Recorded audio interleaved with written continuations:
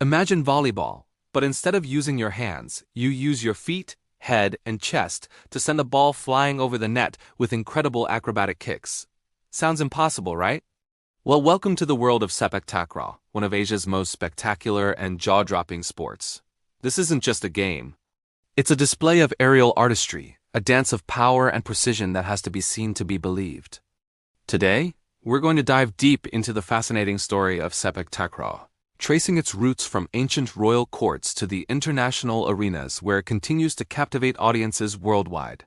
How did a simple game played with a woven ball evolve into such a breathtaking spectacle? Stick around because you're about to find out. The story of Sepak Takraw begins centuries ago, woven into the rich cultural fabric of Southeast Asia. While its exact origin is debated, with countries like Malaysia, Thailand, and the Philippines all having their own historical claims, one thing is certain: this game is ancient. The earliest forms weren't played over a net but in a circle, a game known as Takraw Wong. Imagine a group of villagers or even members of a royal court gathered together, their goal not to score points but to keep a small hand-woven rattan ball in the air for as long as possible, using only their feet and heads. This was more than just a pastime. It was a communal activity, a test of skill, balance, and cooperation. The focus was on grace and style, with players showcasing their dexterity and creativity. This cooperative spirit is a fundamental part of the sport's DNA, a foundation of teamwork and shared joy that still exists today. The name itself, Sepak Takraw, is a beautiful blend of two languages. Sepak is the Malay word for kick, and takraw is the Thai word for the woven ball, a perfect symbol of the sport's shared heritage across the region. So what exactly is this takraw ball? Originally, it was a masterpiece of natural craftsmanship. Artisans would weave strips of dried rattan cane into a light, hollow sphere. These balls were not perfectly uniform. Each one had its own unique character. They were light enough to be kicked high into the air but durable enough to withstand the powerful impact of a player's foot. The woven nature of the ball gave it a distinct flight path and a satisfying sound upon impact. Playing with a rattan ball required immense skill, as its slightly uneven surface made controlling it a true challenge.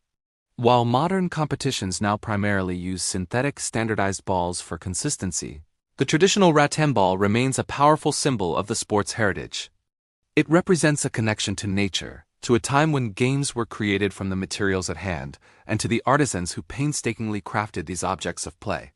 The transition from a cooperative circle game to the competitive net-based sport we see today is a pivotal chapter in Sepak Takraw's history. This evolution began to take shape in the early 19th century.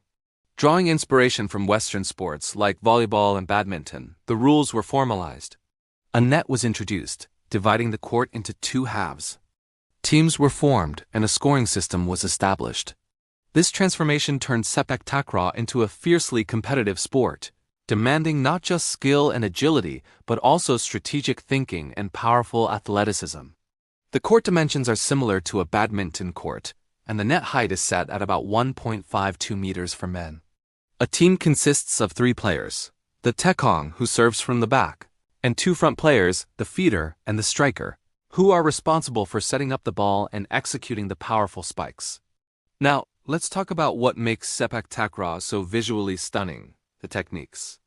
This is where the sport truly becomes a spectacle of human agility. Players can't use their hands or arms at all. This simple rule forces an incredible level of creativity and athleticism.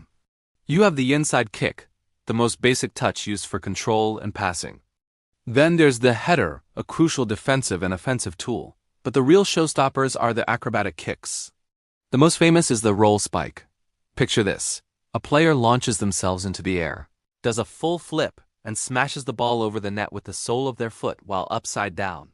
It's a move that combines the grace of a gymnast with the power of a martial artist. Another incredible move is the sunback spike, a scissor kick performed with the player's back to the net. Executing these moves requires years of dedicated training to develop flexibility, strength, timing, and an almost fearless sense of spatial awareness. It's this blend of raw power and elegant acrobatics that leaves spectators breathless. For centuries, Sepak Takraw was more than just a sport. It was deeply embedded in the cultural and social life of Southeast Asia. It was played during festivals, celebrations, and as a daily recreational activity in villages and cities alike. The game fostered a sense of community and national pride. It was a way for people to come together, to showcase their skills, and to celebrate their shared heritage. In many ways, Sepak Takraw embodies key cultural values: respect, discipline, teamwork, and the pursuit of excellence. The graceful yet powerful movements can even be seen as a form of physical poetry, a reflection of the region's rich artistic traditions. Watching a game of Sepak Takraw is not just watching a sport. It's witnessing a living piece of cultural history, a tradition passed down through generations that continues to thrive and inspire. The 20th century marked Sepak Takraw's journey onto the global stage. The formation of the Asian Sepak Takraw Federation in 1988, followed by the International Sepak Takraw Federation, or ISTAF, was a game-changer. These organizations worked to standardize the rules and promote the sport worldwide. A major milestone came when Sepak Takraw was included as a medal event in the Asian Games in 1990. This gave the sport a massive platform, exposing it to millions of viewers across the continent and beyond. Today, ISTAF organizes world championships and Super Series tournaments, attracting teams from over 30 countries across Asia, Europe, and the Americas.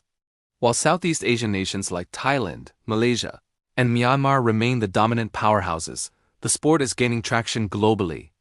Countries like South Korea, Japan, Germany, and the United States now have dedicated teams and growing communities of players, all drawn in by the sport's unique challenge and spectacular action. So why has this sport, with its ancient roots, continued to capture the hearts of so many?